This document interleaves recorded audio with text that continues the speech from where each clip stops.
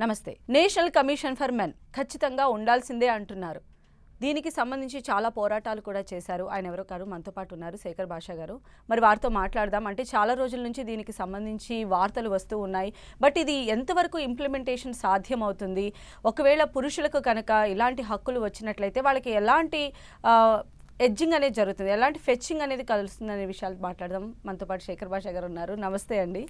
So అంటే ఇన్ని రోజులు మహిళల హక్కులు దానికి సంబంధించిన కమిషన్ల పైన మనం మాట్లాడుకుంటూ వస్తున్నాం. అంటే ఈ మధ్య కాలంలో బేస్డ్ ఆన్ కొన్ని సంఘటనల దృష్ట్యా మెన్ కమిషన్ కావాలని మీరు గట్టిగా చెప్తూ ఉన్నారు. అంటే ఈ కొన్ని ఘటనలను బేస్ చేసుకునే ఒక కమిషన్ తీసుకురావాల్సిన నెసిటీ నిజంగా ఉందంటారా? అంటే మీరు ఒకప్పుడు ఒక 20-30 ఏళ్ల క్రితం ఈ వరకట్న చావులు, మహిళలపైన వేధింపులు, అత్తమామల కిరసనాలు పోసి తగలబెట్టేడాలు, ఇవన్నీ కూడా ఆన్ డైలీ బేసిస్ మనం న్యూస్లు చూస్తూ ఉండేవాళ్ళం ఒకప్పుడు.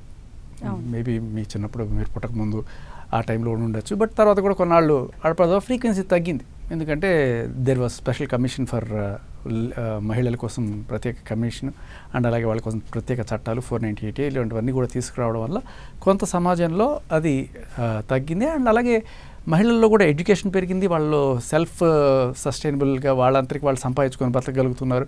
సో దీనివల్ల ఆ డిపెండెన్సీ తగ్గింది. దానివల్ల ఇవన్నీ కూడా తగ్గుతూ వస్తున్నాయి.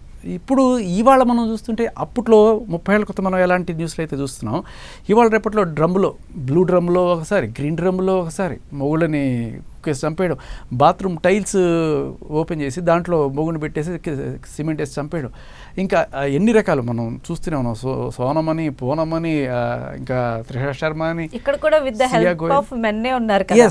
ఎస్ ఇక్కడ మనం గమనించాల్సింది ఏంటంటే మహిళలు డైరెక్ట్గా వాళ్ళు క్రైమ్ అనేది ఇంటెన్షన్ ఉంటుంది చెయ్యాలని. ఇప్పుడు వాళ్ళకి కత్తో లేకపోతే ఏదో ఒకటి చేయాలి, మనిషిని చంపడానికి ఏదైనా కావాలనుకున్నప్పుడు మన శక్తి సరిపోదు అనుకున్నప్పుడు వేరే రకంగా, అంటే వీడు నిద్రపోతున్నప్పుడు నిద్ర మాత్రలు కలిపో, లేకపోతే ఆదమర్చున్నప్పుడు వెనకాల నుంచి పొడి చేయడము, ఇటువంటి వాటికి చేస్తారు. ఎందుకంటే మగాళ్ళు జనరల్గా మీద పడి కొట్టేయడము, ఆ ఆవేశంలో ఏదో దొరికితే అది కొట్టేసి చంపేయడము, అటువంటి జరిగే అవకాశం ఉంది. బట్ ఆడవాళ్ళకి అలా కాదు. వీళ్ళు వెళ్ళి మీద పడినా కూడా వాళ్ళు తిరగబడి రక్షించుకొని పారిపోయే అవకాశాలు ఉన్నాయి. కాబట్టి పకడ్బందీగా ప్లాన్ చేస్తారు. అసలు ఎక్కడ కూడా డౌట్ రాకుండా చాలా ప్రేమ నటిస్తూ, ఆ అమ్మాయి సియా గోయల్ని చూడండి, అసలు అతనితో డేటింగ్లు, అతనితో ₹1,00,00,000 గిఫ్ట్లు అన్నీ తీసుకొని ఫైనల్గా కొండపైకి తీసుకెళ్ళి అక్కడి నుంచి ఒక్క తోపు తోసేసింది. కళ్ళు తెరిచి చూపిసే లోపల అయిపోయింది. సో ఇలాంటివే జరుగుతాయి, అంతా ఆదమర్చున్నప్పుడు జరుగుతాయి. ఇవాళ రేపట్లో దీనివల్ల ఏమవుతుందంటే మన భార్య మనల్ని ఎందుకు చంపుతుందిరా అని ఇన్సూరెన్స్ డబ్బుల కోసం చంపేస్తున్నాడు. ఇన్ని రకాలు రోజుకి పిల్లల్ని చంపేస్తున్నారు. మొగుడిని పక్కన పెట్టండి, వేరేవాడు వస్తున్నాడు పిల్ల అడ్డమైపోతుందని చెప్పి పిల్లల్ని చంపేస్తారు. కుత్బులాపూర్లో 3 పిల్లల్ని చంపేసింది ఒక ఆవిడ. సో ఇక్కడ మనకి ప్రశ్న లేవనెత్తేది ఏంటంటే, సరే ఇవాళ రేపట్లో మగాళ్ళ మీద జరుగుతున్న ఇవన్నీ కూడా తెలుస్తున్న నేపథ్యంలో మగాడు కొంచెం జాగ్రత్తగా ఉంటే పర్లేదు, వాడిని వాడు బచాయించుకోగలరు. కానీ నిజానికి మగాడికి ప్రొటెక్షన్ ఆడవాళ్ళ కన్నా చట్టం నుంచి, పోలీసుల నుంచి ఎక్కువ కావాలి. ఆడవాళ్ళు చేస్తున్న హత్యలు తక్కువ, చట్టము పోలీసులు అవి మిస్యూజ్ కాబట్టడం వల్ల జరిగే హత్యలు. ఇప్పుడు అతుల్ సుభాష్ ఉన్నాడు అనుకోండి, అతను చంపింది వాళ్ళ ఆవిడ కాదు, వాళ్ళ ఆవిడ వెళ్ళి కేసు పెట్టింది, మిగతాదంతా చట్టం చేస్తుంది. ఆర్బిటరీ అరెస్టులు ఉన్నా లేకపోయినా తీసుకెళ్ళి లోపల పడేయడం, వాళ్ళ అమ్మని వాళ్ళ నాన్నని 498 కేసుల కింద ఇలా చట్టం చేసే హత్యలు ఎక్కువ ఉన్నాయి. అసాంఘికంగా మాట్లాడుతున్నాను అనుకో, ఏకంగా సుప్రీంకోర్టు జడ్జి వ్యాఖ్యానించారు, it has become legal terrorism. అంటే ఈ 498 లాంటివన్నీ కూడా ఒకప్పుడు దీనికి మంచి కోసం పెట్టినవి, వీటిని చాలా తప్పుడుగా వాడుకుంటూ ఇది చేస్తున్నారు. సో విచక్షణారహితంగా ముందు వెనక చూసుకోకుండా వీళ్ళు ఆడవాళ్ళ కేసు పెడితే తీసుకెళ్ళి లోపల వేసేయడం అనేది కరెక్ట్ కాదు. సో కొంత ఎంక్వైరీ జరగాలి, ముందు వెనక లేకుండా. అలాగే మగాడు వెళ్ళి నిజంగానే నన్ను కొట్టేస్తోంది, చంపేస్తోంది బాబోయ్ అని చెప్పి వెళ్ళి కేసు పెడదాం అనుకున్నా కూడా పోరా అని చెప్పి వాడిని పక్కకు వేస్తారు. ఇది చాలా మెయిన్ పాయింట్. వాడికి అసలు అవకాశమే లేదు. ఇక దీంతోపాటు పిల్లల్ని చూసుకోనివ్వకుండా తల్లులు ఏం చేస్తారంటే పిల్లల్ని తీసుకెళ్ళిపోయి తండ్రిని చూడనివ్వకుండా నానా రకాలుగా చేస్తే ఆ తండ్రి పడే మనోవేదన చాలా దారుణంగా ఉంటుంది. అంటే జనరల్గా పిల్లలు తల్లి దగ్గరే ఉండాలని మనకు ఉంటుంది కదా. ఉన్నాయి. సో అవును. సో ఇప్పుడు దీనికి చట్టం ఏం చెప్తుంది అంటే, మనకి పిల్లల్ని కనాలి అన్నా అంటే అది ఆవిడ డిసిషన్. ఒక మహిళ ఒకవేళ తనకి ప్రెగ్నెన్సీ వచ్చింది అని తెలిసినప్పుడు అది ఉంచుకోవాలా లేదు వద్దనుకోవాలా అనేది కంప్లీట్గా ఆవిడే డిసిషనే అని చెప్పి కొన్నాళ్ళ క్రితం ఒక తీర్పు చేసుకున్నారు. సో దీనికి కారణం ఏంటంటే, మోయాల్సింది పాపం బాధపడాల్సిందే ఆవిడన్నప్పుడు నువ్వు పక్కన కూర్చొని నువ్వు నాకు పిల్లలు కావాలి అని చెప్పి కనమంటే షాజహాన్ ముంతాజ్కి తాజ్మహల్ కట్టించాడు కదా, 15 మంది పిల్లల్ని కంది ఆవిడ, 16 కాన్పులు చచ్చిపోయింది ఆవిడ. పిల్లల్ని కానీ మిషన్ లాగా చేసేస్తున్నారు వీళ్ళనే కోణంలో పెట్టారు. కానీ ఇక్కడ ఇంకొకటి ఏమవుతుందంటే చట్ట ప్రకారం మగాడికి పిల్లల మీద ఎటువంటి హక్కు లేకుండా పోతుంది. అంటే సరే నా దగ్గర ఇప్పుడు డబ్బులు లేవు, ఏదో సంసారం చేసుకున్నప్పుడు ఏదో మన ప్రెగ్నెన్సీ వచ్చింది, ఇప్పుడు వద్దు కొన్నాళ్ళు ఆగి కందాం అన్నప్పుడు లేదు నేను కంటాను అన్నప్పుడు హీ హాజ్ నో సే. అలాగే మన కందాం ఇప్పుడు నా దగ్గర వెల్ ఆఫ్ ఉంది అంటే లేదు నా అందం చెడిపోతుంది నేను కనను అంటే ఈయనకి ఏ ఆప్షన్ లేదు. కందామన్నా వద్దన్నా ఆవిడ ఆప్షన్. కానీ కన్న తర్వాత పెంచే బాధ్యత మాత్రం ఇది. అంటే 18 ఏళ్ల పాటు ఆవిడ డబ్బులు ఉన్నా లేకపోయినా ఆవిడ ఉద్యోగం చేసినా చేయకపోయినా 18 ఏళ్ల పాటు వాళ్ళ ఆలన పాలన బాధ్యత నీదే. బట్ ఒకవేళ కనుక మీరు విడిపోయే టైంలో కేసేస్తే పిల్ల ఆవిడ తీసుకెళ్ళిపోవచ్చు, ఆవిడ తీసుకెళ్ళి పెట్టుకుంటుంది, డబ్బులు నువ్వు కట్టు. అంటే ఎంత క్రూయల్గా ఉన్నాయి లాస్ చూడండి. అంటే నా పిల్లవాడు కాదా, నాకు పిల్లవాడికి సంబంధం లేదా, కేసేస్తే ఆవిడ తీసుకెళ్ళిపోద్ది, కనాలని చెప్పే హక్కు లేదు, తర్వాత నేను పెంచుకుందాం అనుకునే హక్కు లేదు, కేవలం నన్ను ఒక ఏటీఎం లాగా మాత్రమే చూస్తుంది సమాజం అనే కోణంలో. మీకు ఒక చిన్న ఎగ్జాంపుల్ చెప్తాను. రీసెంట్గా నేను జంతర్ మంతర్లో పోయి ఢిల్లీలో ధర్నా చేయడానికి వన్ ఆఫ్ ద రీజన్ ఆ సైంటిస్ట్, మన తెలంగాణ మేబీ గర్వపడగల ఒక సైంటిస్ట్, ఆయన ఫార్మస్ చాలా సంచలనమైనవి కనిపెడుతున్నారు. ఆయనకి వాళ్ళ భార్యతో మనస్పర్ధలు ఏవో ఉండే, 7 ఏళ్ల పాప అనుకుంటా. ఆయనకి గొడవ అయింది, వేరే ఆయన మీద ఏదో 498 కేసులు పెట్టేసి పుట్టింట్లో ఉంటుంది, ఖమ్మం దగ్గర ఇక్కడ సత్తెనపల్లి ఇక్కడ. సరే ఆవిడ ఆ పాప పుట్టినరోజు ఆ రోజు ఎలాగైనా సరే ఆ అమ్మాయికి ఒక గిఫ్ట్ కొనుక్కొని పాపం హైదరాబాద్ నుంచి అక్కడికి వెళ్ళి ఆ ఖమ్మం సత్తెనపల్లి దగ్గరికి వెళ్ళి చూద్దాం ఒకసారి గిఫ్ట్ ఇచ్చిపోతానని చెప్తే నో, గేట్ మొహం మీద పడేసి ఆయన లేదు నేను చూసే పోతాను, ఒక్కసారి చూడకుండా పోను, నేను కూతురిని చూసిపోతాను ఇది అంటే ఆ గిఫ్ట్ ఆడు మొహాన్ని కొట్టి చేస్తే అక్కడే బయట ఇస్తాడు మనిషి. పోలీసులకు ఫోన్ చేస్తే కిడ్నాప్ చేయడానికి వచ్చాడని చెప్పి కేసు పెట్టి పోలీసులు బలవంతంగా ఈడ్చి పడేసి అతని మీద అక్కడేదో ఎఫ్ఐఆర్ పెట్టారు. ఇతను అంత ప్రెస్టీజియస్గా అంత జాబ్ చేసుకొని అంత గౌరవం పొందే ఆయన అంత చిల్లరగా డీల్ చేసేటప్పటికీ ఆయన తట్టుకోలేక కూతుర్ని కనీసం చూసుకోలేని బతుకు నా బతుక ఎంత సంపాదించని చెప్పి చచ్చిపోయాడు, ఆత్మహత్య చేసుకుని. ఇలా చాలామంది తండ్రులే ఉన్నారు. అంతెందుకమ్మా మన యాంకర్, ఒక ప్రముఖ యాంకర్, ఆవిడ పెద్ద సినిమాల్లో కూడా చేస్తారు. ఆవిడకి ఆవిడ భర్తతోటి మనస్పర్ధలు వచ్చినాయి. సరే ఏదో అయింది, విడిగా ఉంటున్నారు. కానీ ఆయన మీద కేసులు పెట్టారు, డైవర్స్ కోసం ఏదో జరుగుతుంది. కూతుర్ని చూసుకుందాం అని చెప్పి ఆయన వచ్చినప్పుడు కూడా కూతుర్ని చూడనివ్వకుండా బాడీ గార్డులను పెట్టి ఇది చేస్తే ఆయన ఆ కూతురు ఆ స్కూల్కి వెళ్ళే దారిలో ఒక చోట ఇల్లు అద్దెకి తీసుకొని ఒక్కసారి ఒక చూపు నోచుకోకపోతానా, ఇలాంటి కొన్ని వందల వేల మంది తండ్రుల వేద ఉంది. అంటే ఈ చట్టాల మీద పోరాడాల్సిన అవసరం ఉంది. అండ్ అలాగే వీళ్ళకి కొంత రైట్ ఉంటుంది, మేము మనుషులమే, మాకు ఎమోషన్స్ ఉంటాయి, గుర్తించండి ఎంత. అండ్ ఇంకొకటి కూడా పెరుగుతున్న క్రైమ్ చూస్తుంటే పిల్లల్ని చంపేస్తున్నారు. సరే ఆవిడకి ఇచ్చేద్దాం అనుకుంటే కూడా ఆవిడ రేపు వేరే వాళ్ళతో సంబంధం పెట్టుకుని వాడు నాకు పిల్లలు అడ్డమైపోతుంటే చంపేస్తున్నారు కదా. మనం ఎప్పుడు ఊహించలా కన్న తల్లి పిల్లల్ని చంపుతుందని, కళ్ళ ముందు కనబడుతున్నటువంటివి. సో ఇటువంటి జరుగుతున్న నేపథ్యంలో ఒక ముందు వెనక చూడుకోకుండా ఆడవాళ్ళు మంచి మగవాళ్ళు చెడ్డ అనే ఒక డిస్కషన్ పెట్టుకోకుండా ముందు పరిశీలించి వాళ్ళకి సైకలాజికల్గా వీళ్ళు స్టేబుల్గా ఉన్నారా, ఫైనాన్షియల్గా స్టేబుల్గా ఉన్నారా, పిల్లల్ని చూసుకోగలరు, ఇవి చూసి పిల్లల్ని కస్టడీకి సంబంధించిన పోరాటం ఉంది. అలాగే 498 మిస్యూజ్కి సంబంధించిన పోరాటం ఉంది. ఇలా మగవాళ్ళు వెళ్ళి పోలీస్ స్టేషన్లో కేసు పెట్టడానికి వచ్చినప్పుడు వాటిని కూడా తీసుకోకపోవడం, మేము తీసుకోము, ఎన్ని సాక్ష్యాలు చూపించినా కూడా. సో ఇలాంటివి చాలానే జరుగుతున్నాయి. వీటి అన్యాయాలన్నిటికీ ఎగనెస్ట్గా పోరాటానికి దీనికి ఫస్ట్ మెట్టు ఏదవుతుందంటే మెన్స్ కమిషన్, హిందీలో పురుష ఆయోగ్ అంటారు. సో రకరకాల రాష్ట్రాల నుంచి ఆ రోజున 2000 మంది దాకా వచ్చారు. అందరూ కూడా పురుష ఆయోగానా హై అని చెప్పి పెద్ద పెద్ద నినాదాలు చేసుకున్నాం. కానీ నినాదాల వల్ల పెద్ద అయ్యేదేమో. సో ఆ రోజున వస్తుందని నమ్మకం ఉందా మీకు?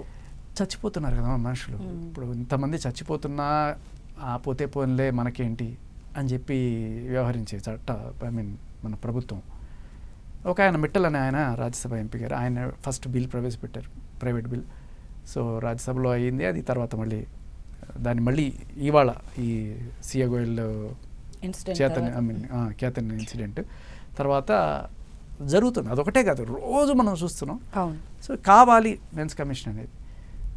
మగాళ్ళ మీద క్రైమ్ జరుగుతోంది కాబట్టి మెన్స్ కమిషన్ కావాలి అనడం కన్నా మగాళ్ళ గోడు వినడానికి, అంటే మగాళ్ళ మీద తంతున్నారు, తిడుతున్నారు, ఏదన్నా చేస్తున్నారు, వీడు వెళ్ళి కేసు పెడితే నమ్మే పరిస్థితి కూడా లేపో ఆడది నేను కొడుతుందా, నువ్వు తిరిగి ఒక కోర్టు కొడితే అది ఉంటుందా? అవును, కొడతాడు. తర్వాత వీడి మీద కేసు పెడతాడు, వీడిని తీసుకెళ్ళి జైలు వేస్తారు. ఆ భయానికి వీడు కామ్గా ఉంటాడు. ఆ అడ్వాంటేజ్ తీసుకొని వీడి మీద రెచ్చిపోతుంటుంది. సో ఇక్కడ ఏంటంటే చట్టము, మహిళ వీళ్ళిద్దరూ కలిసి కాంబినేషన్లో ఒక బ్యాడ్ ఇంటెన్షన్తో కనుక మొదలైతే వీడి జీవితం సర్వనాశనం. దీన్ని రక్షించడానికి కావాలి మెన్స్ కమిషన్. అసలు ఇందులో ఏ పాయింట్స్ ఇన్వాల్వ్ చేస్తే బాగుంటుందని మీరు అనుకుంటున్నారండి? ఒకవేళ ఈ కమిషన్లో ఏ పాయింట్లు పొందుపరచాలి అంటే ఏ పాయింట్స్ చెప్తారు మీరు? యాక్చువల్గా ఒక ఎన్జిఓ కూడా స్టార్ట్ చేస్తున్నాము. దాంట్లో కూడా మేము దీనికోసం ఈ రైట్స్ కోసం అడ్వకేట్. జెండర్ బయాస్డ్ లాస్ చాలా ఉన్నాయి మన సిస్టమ్. ఫస్ట్ పోరాటం against we want gender neutral loss.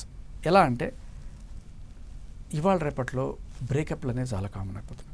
అమ్మాయి అబ్బాయి ప్రేమించుకుంటారు, సరే ఇక్కడ చదువుకునే టైంలో ప్రేమలో, లేకపోతే అమీర్పేట కోచింగ్ సెంటర్లో ప్రేమలో కావచ్చు. ఈ ప్రేమలు ఏమవుతాయంటే సరే ఆ టైంలో సినిమాలు, పార్కులు, షికార్లు అన్నీ అయిపోయిన తర్వాత ఆ అమ్మాయికి ఒక సంబంధం వస్తుంది ఫారెన్ నుంచి వాళ్ళ అమ్మ వాళ్ళు. వీడికి జీతం 20,000 ఇక్కడ, ఆడికి 2 లక్షల శాలరీ. ఇప్పుడు ఏం చేస్తారు వాళ్ళ పేరెంట్స్? అమ్మ చేస్తాం, పెళ్లి చేస్తాం పద అంటారు. సో జనరల్గా చాలామంది బెటర్ శాలరీ కదా అని వీడికి సారీ చెప్పేస్తారు. అదేంటి ప్రేమించావు కదా, వీడు ఎంత చేసినా కూడా లేదు నాకు నువ్వు నిజంగానే ఇష్టం అని చెప్పి వాళ్ళ అమ్మ వాళ్ళ మీద దోసో లేకపోతే ఏదో చేసి నేను ఏం చేయలేను సారీ అని చెప్పేసి వెళ్ళిపోతారు. సో ఈ టైంలో కొంతమంది తట్టుకోలేని వాళ్ళు, సరే చాలామంది తీసుకుంటున్నారు ఈ మధ్యకాలంలో, బట్ తట్టుకోలేని కొంతమంది యాసిడ్లు పోయడాలు, లేకపోతే వాళ్ళ మీద దాడులు చేయడాలు, లేకపోతే వాడే సూసైడ్ చేసుకోవడాలు, రైలు పట్టాల కింద తలబెట్టడాలు, ఇటువంటివి చేస్తున్నారు. అలా కాకుండా చట్ట ప్రకారం వీడెళ్ళి ఏమైనా చేయగలడా అంటే చట్టం ఏమీ లేదు. బట్ అదే కనుక రివర్స్లో ఈ అమ్మాయి ప్రేమించుకున్నారు, అబ్బాయి ఒకనొక టైంలో ఈ అమ్మాయి కన్నా బెటర్ అమ్మాయి వచ్చిందనో లేకపోతే ఈ అమ్మాయిని మోసం చేసేసి వేరే వీటితో వెళ్ళిపోదాం అనుకున్నాడు. ఈ అమ్మాయికి బ్రేకప్ చెప్పేశాడు. ఇప్పుడు ఈ అమ్మాయికి చట్టపరంగా ఏమైనా ఉందంటే ఎస్, ఈ అమ్మాయి చచ్చిపోక్కర్లేదు, వాడిని చంపక్కర్లేదు, వాడి మీద యాసిడ్ పోయక్కర్లేదు, ఏమి చేయక్కర్లేదు. పోలీస్ స్టేషన్కి వెళ్ళి కేసు పెడితే 493 ఇంతకుముందు ఐపీఎస్లో, ఇప్పుడు 81 అయింది. అదేంటంటే పెళ్లి చేసుకుంటానని నన్ను నమ్మించి నాతో సంసారం చేసి నన్ను చేసేసాడు. సో ఇప్పుడు వాడికి 10 ఏళ్ళు జైలు శిక్ష అంట. కానీ మగాడైతే నువ్వు చచ్చిపో, నీకు చచ్చిపోయే ఫెసిలిటీ ఉంది, లేకపోతే మందు కొట్టి ఎక్కడైనా రోడ్లో ఒకలాగా దేవదాసులాగా అయిపో, మాకే సంబంధం అనే మగాడు అనేవాడితో మాకు సంబంధం లేదు అనే టైప్లో ఈ లాస్ ఉన్నాయి. సో ఇటువంటి జెండర్ బయాస్డ్ లాస్ అనేవి మారాలి అనేది మొట్టమొదట మా డిమాండ్. రెండోది, ఎప్పుడైనా సరే మగవాడు పోలీస్ స్టేషన్కి వెళ్తే ఒక కేసు పెడదాం అనుకుంటే తీసుకునే పరిస్థితులు ఉండవు. వాడు ఎన్ని సాక్ష్యాలు చూపించినా సరే వాళ్ళకి ఏం చెప్తారు తెలుసా?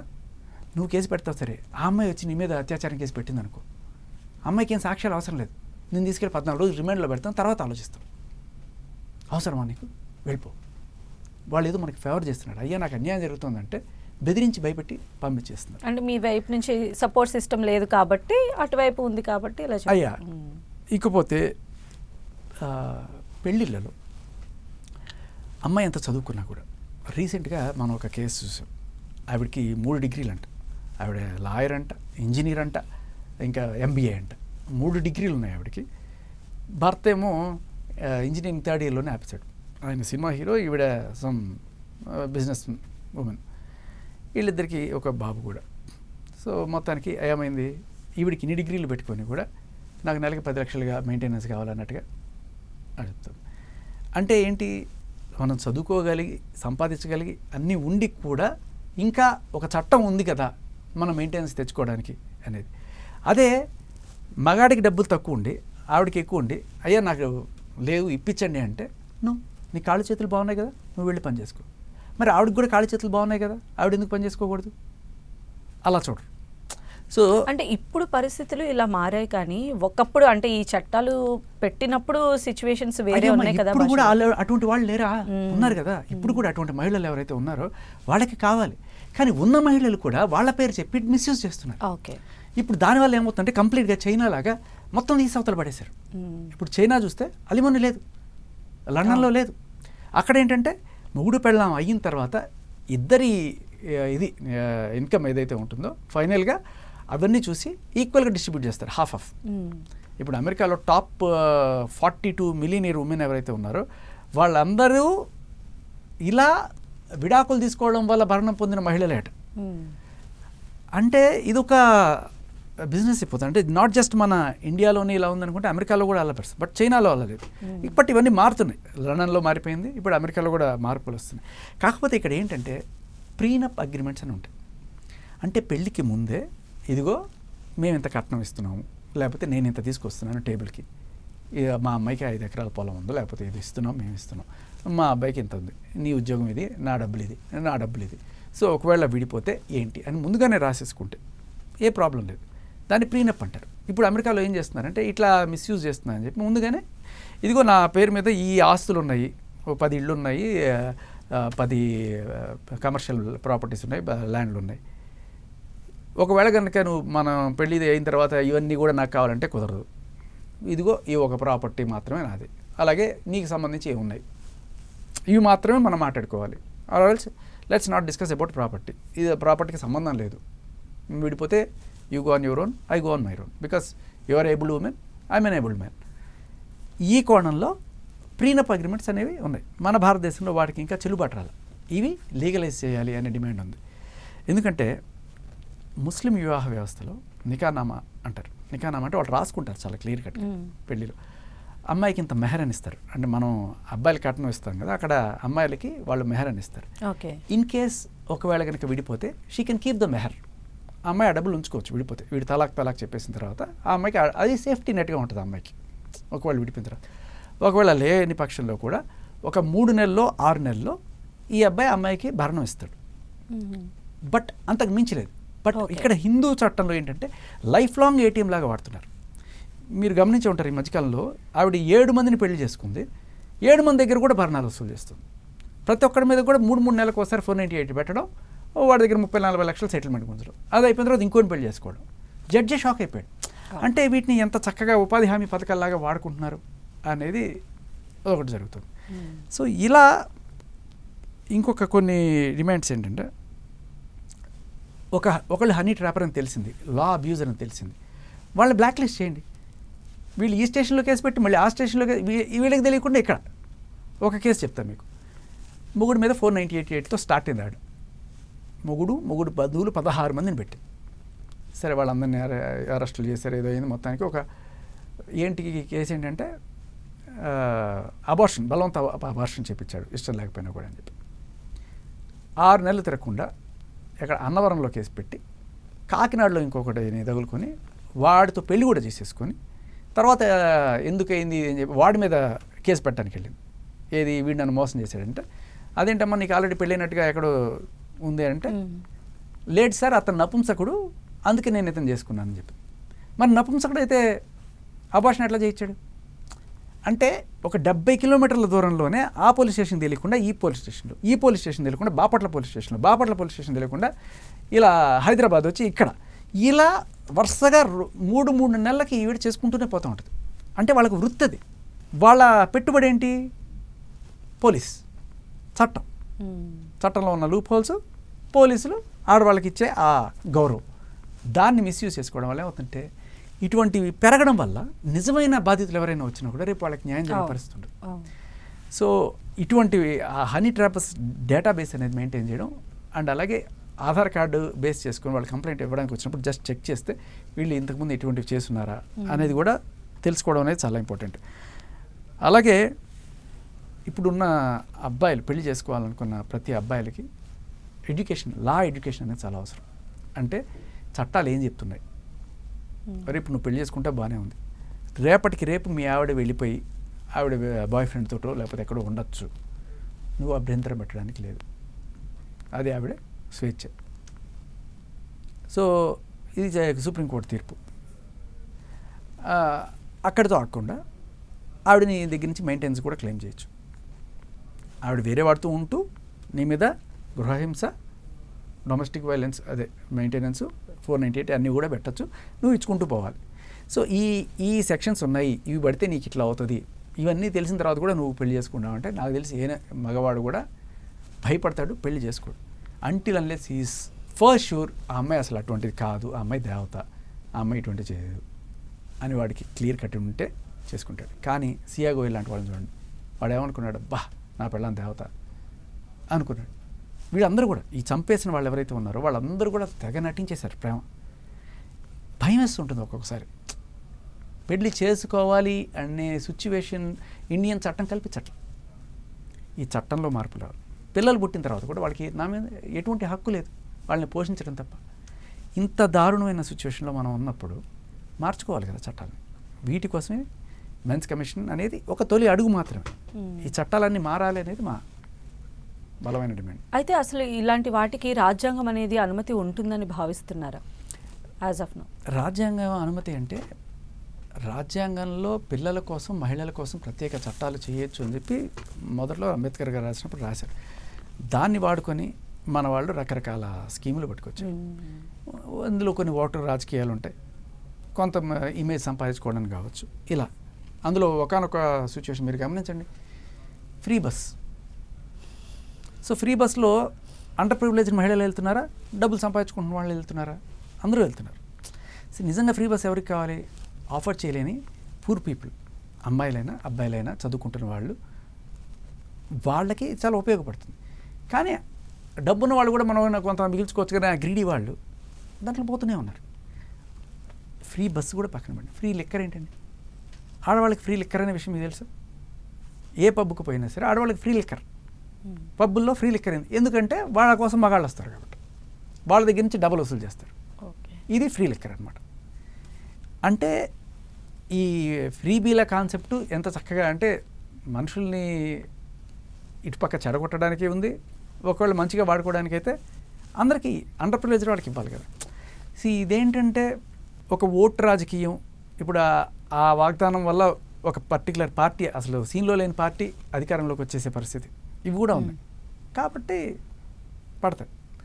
సో ఇప్పుడు మనకి ఇప్పుడు ఉమెన్ కమిషన్ ఎలాగో ఉంది, ఇప్పుడు దానికి తోడు పోటీగా మెన్ కమిషన్ అనేది రావటం ఎంతవరకు కరెక్ట్ అంటారు? అంటే men women both are equal అని చెప్తున్నప్పుడు ఇద్దరికి కలిపి ఏదైనా చట్టమో లేకపోతే ఇలా పోటీ చట్టాల రూపంలో కూడా వస్తే ఇంకా ఫైట్ అనేది ఇంకా ఎక్కువైపోతుందా? లేదమ్మా, అట్లా అస్సలు ఆ సమస్య. ఇప్పుడు మహిళా కమిషన్ ఎవరి కోసం?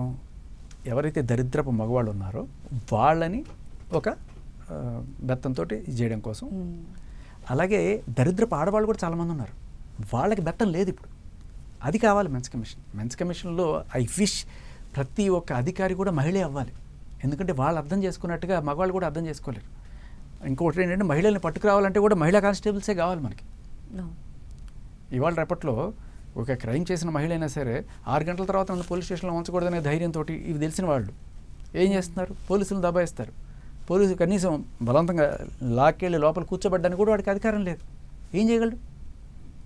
ఇదే తప్ప అమ్మాయి అబ్బాయి చేస్తే మగాడిని పట్టుకుని 4 పీకుతాడు పోలీసు, వాళ్ళ మీద చెయ్యి కూడా వేయడానికి లేదు. సో ఇవన్నీ తెలుసుకున్న వాళ్ళు ఏంటంటే రిపీట్ అఫెండర్స్ ఎవరైతే ఉన్నారో, ఆహా మళ్ళీ అప్పుడే ఏం చేయలేడరా అనే కొండలు వెళ్తారు. బట్ అక్కడే అందరూ పోలీస్ ఆఫీసర్స్ లేడీస్ ఉన్నారనుకో, 4 పీకి వాళ్ళనే కూర్చోబెడతారు. నేను అనేది ఏంటంటే అలా కావాలి మనకి టాస్క్. పోలీస్ ఫోర్స్లో కూడా ఎక్కువ మంది మగాళ్ళే ఉండడం వల్ల కూడా ఇదే ప్రాబ్లం అవుతుంది. ఆడవాళ్ళు కూడా ఈక్వల్గా భర్తీ అవుతున్నారు అనుకోండి, అప్పుడు వాళ్ళే వెళ్తాళ్ళు, వాళ్ళే అరెస్ట్ చేస్తారు. ఇప్పుడు 6 గంటలు కాకపోతే అర్ధరాత్రి 2 గంటలకైనా అరెస్ట్ చేస్తారు మగాళ్ళని అరెస్ట్ చేసినట్టు. ఏమవుతుంది? అందరూ ఆడవాళ్ళు ఉన్నప్పుడు వాళ్ళ మీద ఆరోపించలేరు కదా. సో మహిళా పోలీస్ స్టేషన్ అంటే మహిళలను రక్షించుకోవడానికే కాదు, తప్పుడు మహిళలను శిక్షించడానికి కూడా ఇవి అవసరం అయ్యే పరిస్థితి ఉంది. ఇప్పుడు అమెరికా లాంటి చోట్ల ఏంటంటే వాళ్ళకి మగాడు ఆడదాన్ని పట్టుకుంటే ఏదో పెద్ద భూతంలాగా ఏం చూడరు. అక్కడ మగ పోలీస్ అయినా సరే ఆడవాళ్ళని అటు పట్టుకొని లోపల వేస్తాడు తీసుకెళ్ళి, లేకపోతే గట్టి 4 పీకుతాడు కూడా. అక్కడ ఈక్వాలిటీ, మగ ఆడ తేడా లేదు, ఎవరైనా సరే ఇదే చూస్తారు. ఇక్కడ అయ్యో పోలీసు చూడండి మహిళ జుట్టు పట్టుకున్నాడు అది ఇది అని చెప్పి పెద్ద హడావిడి చేస్తారు మన వాళ్ళు. అక్కడ నేరస్తురాలు అయినా సరే మనం మహిళ కోణంలోనే చూస్తాం తప్ప అక్కడ అది చేసిన క్రైమ్ మనం చూడం. అదే ఇక్కడ ప్రాబ్లం.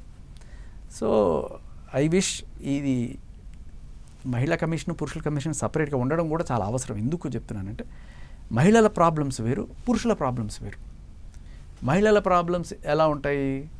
సో మేబీ వరకట్న వేధింపులో లేకపోతే ఇంకోటో ఇలా ఉంటాయి. పురుషుల ప్రాబ్లమ్స్ ఎలా ఉంటాయి? నీ మీద కేసు పెడతా, మీ ఫ్యామిలీని మొత్తం రోడ్డుకి ఇడుస్తా, ఇటువంటివి చట్టాన్ని అడ్డం పెట్టుకుని ఆడే ఇవి ఉంటాయి.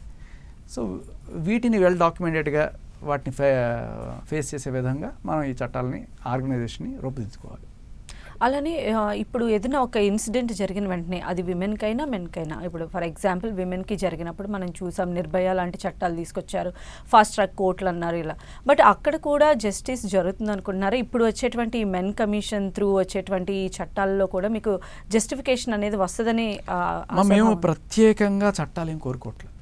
ఇప్పుడు ఆడవాళ్ళు కోరుకున్నట్టుగా ఇప్పుడు జనరల్గా ఏంటి, వాళ్ళ ఆడవాళ్ళకున్న కొన్ని చట్టాల్లో కేసు పెడితే పూర్వాపరాలు ఆలోచించకుండా ఆర్బిటరీ అరెస్ట్ అంటారు. అంటే పలానా సెక్షన్ పెట్టాడు అనుకో ఆఫీసరు, అక్కడ సాక్ష్యం ఉన్నా లేకపోయినా సరే ఆవిడ కంప్లైంట్ ఇస్తే చాలు వీడిని అరెస్ట్ చేయాలి. ఇది 498 ఒకప్పుడు ఇది.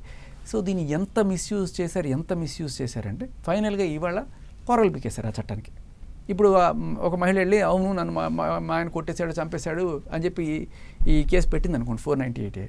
ఇదివరకుట్లాగా ఇప్పుడు తల్లిదండ్రులని వాళ్ళని అరెస్ట్ చేయడానికి లేదు, తీసేశారు. మొగుడిని కూడా అరెస్ట్ చేయడానికి లేదు, పిలిచి విచారించాలి పోలీసులు, అంతకు మించి తప్ప. అంటే ఇంత దారుణంగా ఇది మారడానికి కారణం ఏంటి? మహిళలు దించేసిన మిస్యూజ్. సో అలాగే ఇప్పుడు మేమేం కోరుకుంటున్నాం అంటే ఇలాంటి విచక్షణ రహితమైన చట్టాలు అక్కర్లేదు. సాక్ష్యాలు చూపిస్తే కనీసం నమ్మండి. అదిగో కొడుతోంది సాక్ష్యం, ఇదిగో చంపడానికి ప్లాన్ చేసింది సాక్ష్యం. సాక్ష్యాలు చూపించినప్పుడైనా సరే మీరు యాక్షన్ తీసుకోవట్లేదు కదా. అక్కడ ఏ సాక్ష్యాలు లేకుండా తీసుకెళ్ళి లోపల పడేస్తున్నారు. ఇక్కడ సాక్ష్యాలు ఉన్నా సరే పట్టించుకోవట్లేదు. మేము అడిగేది అది. సపరేట్ ప్రత్యేక చట్టాలు ఏం అవసరం లేదు, జెండర్ న్యూట్రల్ లాస్ తీసుకురమ్మని అడుగుతున్నాం మేము, అంతే. సో ఫైనల్గా అంటే నేషనల్ కమిషన్ ఫర్ మెన్ వచ్చింది అనుకోండి, మీ డ్రీమ్ నిజమవుతున్నట్టేనా? అది ఒక చిన్న స్టెప్ మాత్రమే అమ్మా. ఇక చాలా చేంజెస్ రావాలి. మీకు ఒక చిన్న ఎగ్జాంపుల్ చెప్తాను. మై బాడీ మై చాయిస్ అని ఈ మధ్యకాలంలో చాలామంది మహిళలు స్టేట్మెంట్లు పెడుతున్నారు. ఇప్పుడు మీరు బయటకు వెళ్ళి గమనిస్తే ఏ మగాడు స్లీవ్లెస్ వేసుకొని తిరుగుతున్నాడు, ఏ మగాడు ఇక్కడ దాకా వేసుకొని తిరుగుతున్నాడు, అందరు నార్మల్గానే షర్టు ప్యాంట్లు వేసుకొని పోతున్నారు. ఆఫీసులో కూడా అలాగే పోతుంటారు. సో ఏ మగాడు కూడా అరవట్ల నాకు ఫ్రీడమ్ లేదు నేను వేసుకోవాల్సిన బట్టలని. కానీ సపోజ్ మీరు ఆఫీస్కి వెళ్ళాలనుకోండి, ఇవాళ రేపట్లో మన Hyderabad is hub of lot of MNCs. వాళ్ళకు హెచ్ఆర్ కోడ్ ఉంటుంది, దానికి ఒక డ్రెస్ కోడ్ ఉంటుంది. ఆ డ్రెస్ కోడ్లో స్లీవ్లెస్ వేసుకోవచ్చు ఆడవాళ్ళు, ఇక్కడ దాకా వేసుకోవచ్చు, మోకాలకి కిందకి వేసుకోవచ్చు. ప్రతి దానికి కూడా వాళ్ళు కొలతతో సహా మొత్తం దానికి హెచ్ఆర్ బుక్ ఉంటుంది, ఒక చట్టం ఉంటుంది అనమాట హెచ్ఆర్. అది ఉల్లంఘిస్తే వాళ్ళ మీద చర్యలు ఉంటాయి. సో ఇక్కడ కొంతమంది ఆడవాళ్ళు వాళ్ళకున్న ఆ కేటగిరీ ఆఫ్ డ్రెస్సెస్ వాళ్ళకి ఏవో ఒక డ్రెస్సులు వేసుకొని ఆ బాస్ని మెప్పించడానికో లేకపోతే వాడిని కొంచెం ఊరించో వాడి దగ్గర ఎక్కువ అంటే తక్కువ పని ఎక్కువ జీతం అనే కోణంలో చేసేవాళ్ళు చాలామంది ఉంటారు. వీళ్ళు పని చేయరు, వచ్చి ఊరికే 4 కబుర్లు చెప్తారు, ఆ బాస్తో కాస్త ముద్దులు కురుస్తారు, వాడు ఈ పక్కన పనిచేసే వాడిని కూడా పట్టించుకోడు. ఇలా చాలామంది నాశనం అయిపోతున్నారు. ఇక్కడ అబ్బాయిలు కూడా మై బాడీ మై చాయిస్, ఆ అమ్మాయి స్లీవ్లెస్ వేసుకొని వస్తుంది కదా, నేను రేపటి నుంచి స్లీవ్లెస్ వేసుకొస్తానని ఆఫీస్కి ఒక్కడ వెళ్ళండి. No, a man is not suppose to wear sleeveless in the office. ఇది హెచ్ఆర్, ఇది రూల్. మరి ఆ ఆడవాళ్ళకు ఒక రూల్, మగవాళ్ళకు ఒక రూల్. మగాళ్ళని రోడ్లు దిగి పోరాటాలు చేయట్లేదే, నిజానికి చెయ్యాలి. ఎందుకు అంటే మేము స్లీవ్లెస్ వేసుకురావాలనే మాకు కోరికేం కాదు, కానీ వాళ్ళు ఏదో అందచందాలు ఏదో చూపించి మాకన్నా పని చేయకుండా జీతాలు తీసుకునే కొంతమంది ఇది మిస్యూజ్ చేస్తున్నారు, అడ్వాంటేజ్ తీసుకుంటున్నారు అనే కోణంలో పెడితే ఇద్దరికి పెట్టండి, లేకపోతే ఇద్దరికి తీసేయండి. అందరూ పద్ధతిగా బట్టలు వేసుకురామని చెప్పండి హెచ్ఆర్కి. ఇటువంటి రెవల్యూషన్స్ ఫ్యూచర్లో రాబోతున్నాయి, ఖచ్చితంగా రాబోతున్నాయి. ఎందుకంటే చాలా ఈజీ అయిపోతుంది అనమాట. వాళ్ళు ఇటువంటి మార్గం ఎంచుకునే వాళ్ళు ఎవరైతే ఉన్నారో అందరూ అని చెప్పండి, అందరూ పాపం చాలామంది 90% అమ్మాయిలు వాళ్ళు కష్టపడి పని చేసుకునేవాళ్ళు. కానీ ఈ 10 మంది వగలాళ్ళు టక్కులాళ్ళు ఉంటారు చూసారా, వాళ్ళు చేసే పని ఏంటంటే ఇలా చేసుకుని వెళ్ళి బాస్ని ఇంప్రెస్ చేసి ఇంకేం చేయక్కర్ల, ఉద్యోగం చేయక్కర్ల. ఇటువంటి వాటిని కూడా చెక్ పెట్టాల్సిన అవసరం ఉంది. సో ఇలా ఇంకా చాలానే పెద్ద ప్రణాళిక ఉంది మాకు. ఇవన్నీ కూడా ఖచ్చితంగా మేము ముందుకు తీసుకొస్తాం అతి త్వరలో. Right, thank you so much అండి. అంటే నిజంగా మీరు అనుకున్నట్లు ఎవరైతే మగవాళ్ళలో కూడా ఇబ్బందులు ఫేస్ చేస్తున్నారో వారందరికీ కూడా నిజంగా చట్టం నుంచి ఒక ప్రొటెక్షన్ వస్తే బాగుంటుంది, రావాలి అని కూడా కోరుకుందాము. Thank you so much. So ఇది వాళ్ళ స్పెషల్ డిస్కషన్. చూస్తూనే ఉండండి 10 TV.